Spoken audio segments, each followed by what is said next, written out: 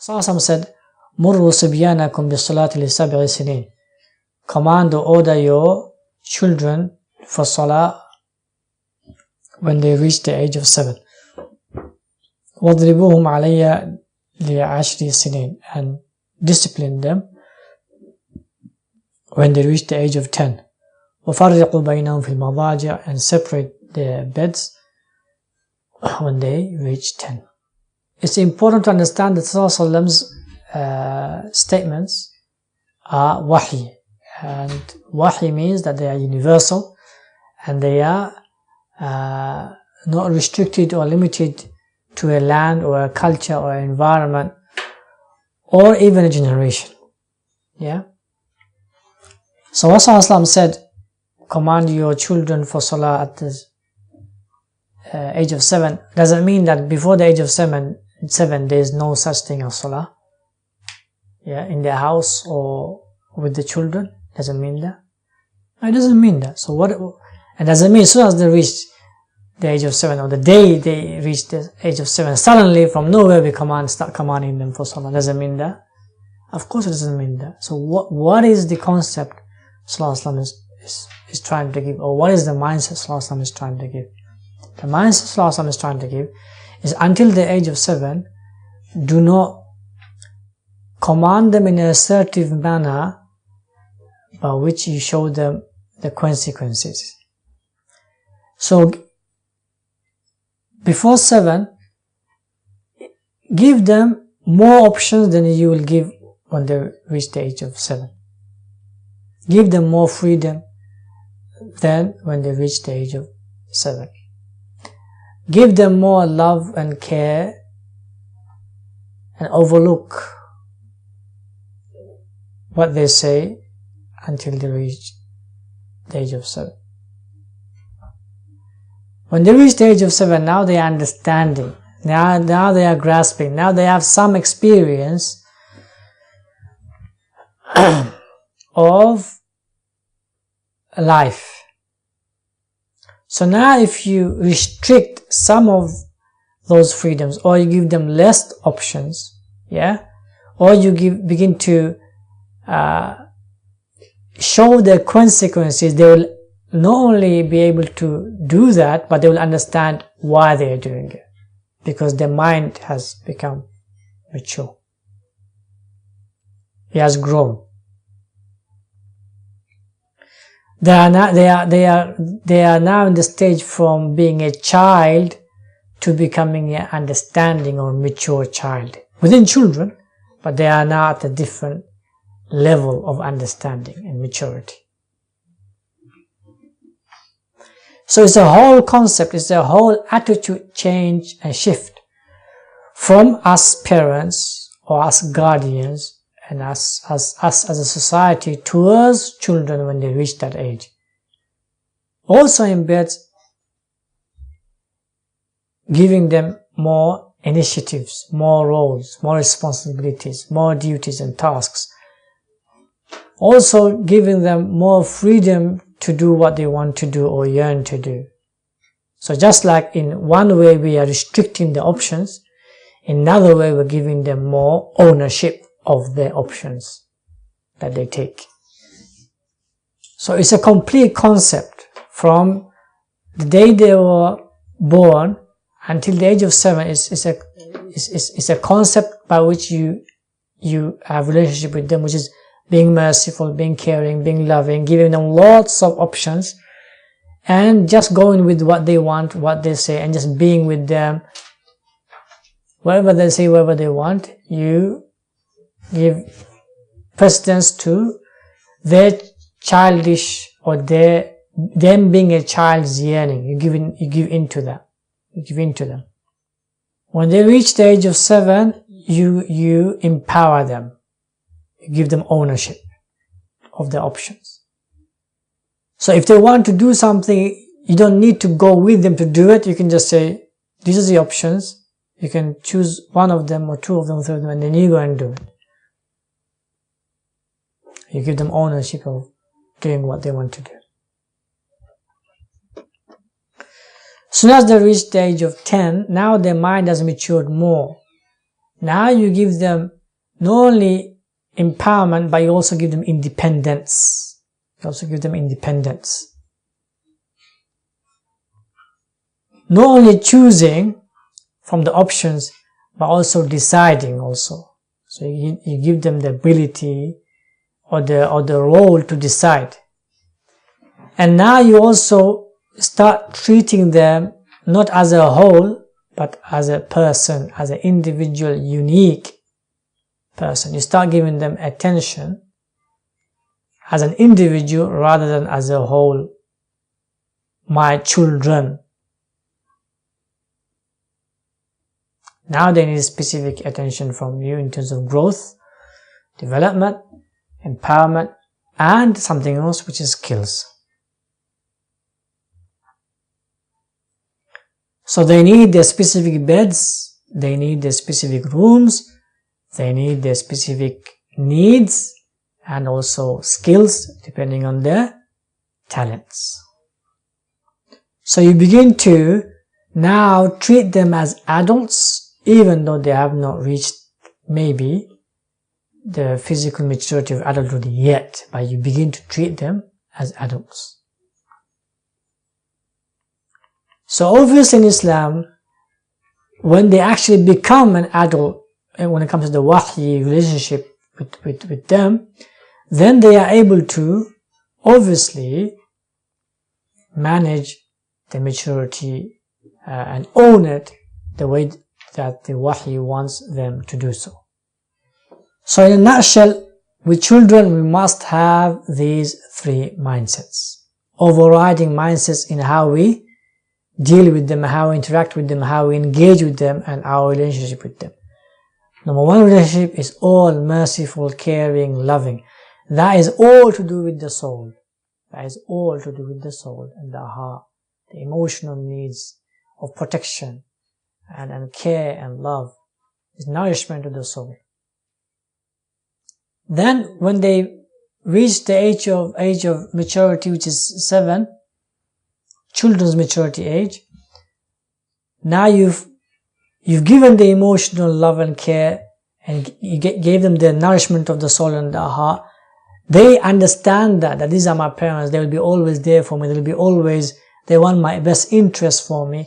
Now you focus on developing the mind. You focus on developing the mind, by which it's not like they want everything and anything, but it's whatever they want has to be restricted and limited.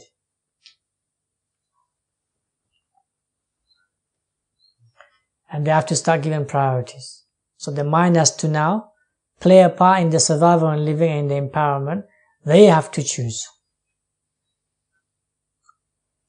When they reach the next stage, now it's about knowing the consequences of their actions and inactions. So it's the soul and it's the mind coming together and knowing the consequences of what they do and what they don't do, of actions and reactions. They need to be aware that just because you are deciding this or that, that doesn't mean there will be no consequences coming back to you. There will be consequences. The parents raising their hands, for example, is just a symbol that the society can raise their hands against you. Allah Jalla wa Ala can raise His wrath against you. It's a reality of life.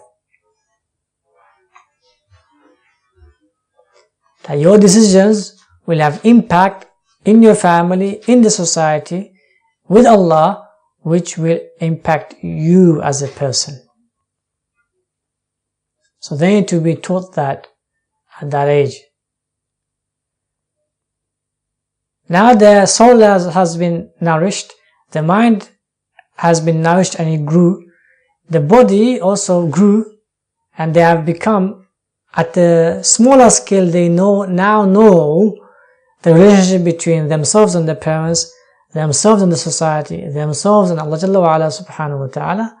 And now when then the wahy responsibility comes as roles and responsibilities between them and Allah, and between them and the family, and between them and the larger society, they are now able to fulfill their roles and responsibilities, not only as a human being or as a person, but also as a Muslim within the greater ummah of Muslims which came before us, which are now, and which will be tomorrow.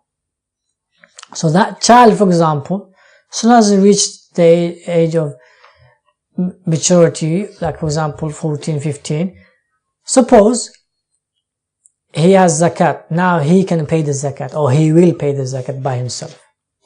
He doesn't need his parents to calculate for him. He should be at that level where he is able to pay his zakat. Or if his parents need income, he is able to go out there and start earning money. Or if the society has a position for him and he has the skills, he is able to go out there and take that position. Obviously, this is the ideal society. So Islam always gives you the ideal society by which you yearn for and you try to make.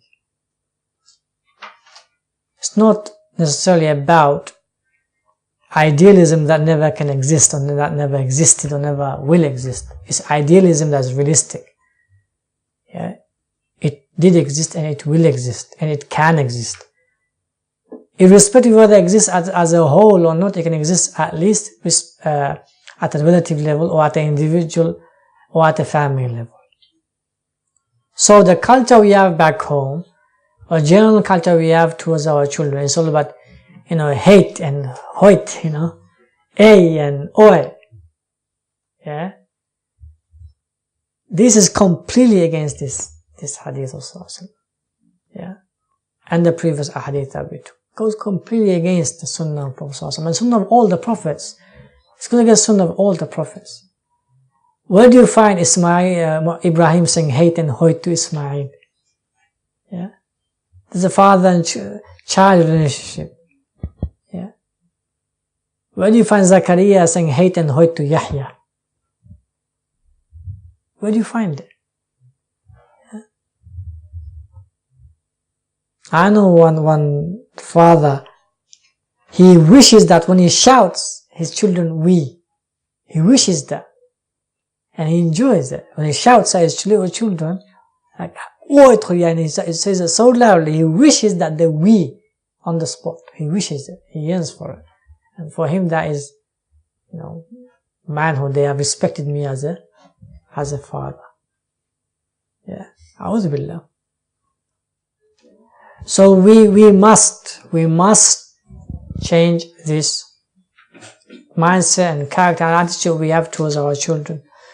There's another issue here. Sallallahu is teaching us to be creative with our children. Yeah.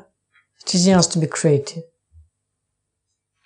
So when Sallallahu says command them at age of 7 to pray, so you command them, they don't pray. Did Sallallahu said to raise your hands at 7? So what is that? What is Sallallahu saying then? Think of other ways, exactly. So be creative. Yeah? When it says raise your hands at 10, does it mean keep raising your hands at 10? Even if they don't listen? Huh? Of course no. Yeah? Raise your hands up to where? Until when? Yeah? So, what Sallallahu is saying is be creative. Be creative. This is one thing we as parents shut our minds off, is we only know one way. There's no two ways when it comes to children. Yeah? We only know one way.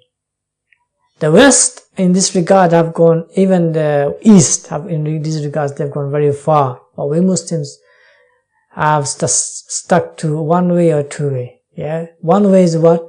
Beat them to hell. The other way is spoil them to hell. Both is going towards hell. Yeah? So either we spoil them to hell or we beat them to hell. These are the two ways we know. We don't know any other ways. So we need to change our ways towards our children and be more creative. And that's why there is a stagnation in the Muslims' hearts and minds and output, because we are not creative enough with our children. Because we're not creative enough with our children, obviously then we can't be creative enough with the society at large. Also, because we are not creative with our children, we don't also realize the complexity of human beings and the complexity of societies at large.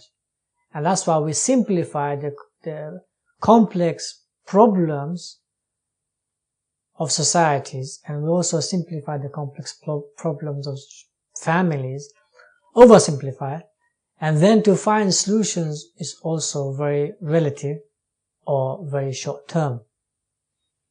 Also, the blame game becomes very easy because we are oversimplifying the problems. So instead of finding solutions, we don't find them, number one. Number two, if you find relative solutions, it's not long-term, and let alone be perfect solutions. Yeah. So a lot of our mind shuts because we are unable to think creatively with our children.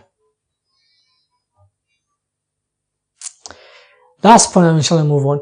The way we deal with our children is actually manifests the way we deal with the larger society. In the beginning, we show them what? Care and love. Later on, we show our authority. Later on, we use our military, yeah? Or use our authority, we execute the authority, yeah? So this same cycle we utilize in the larger society.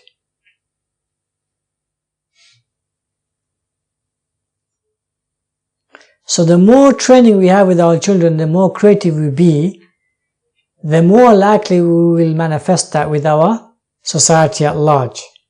And thereby we can always then avoid wars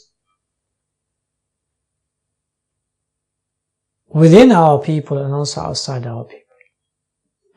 So inshallah, from now on, hopefully we all will try our best to change our mindset that we have towards children and try to become more creative in the way we do things with them and the way we engage with them and the relationship we have with our children.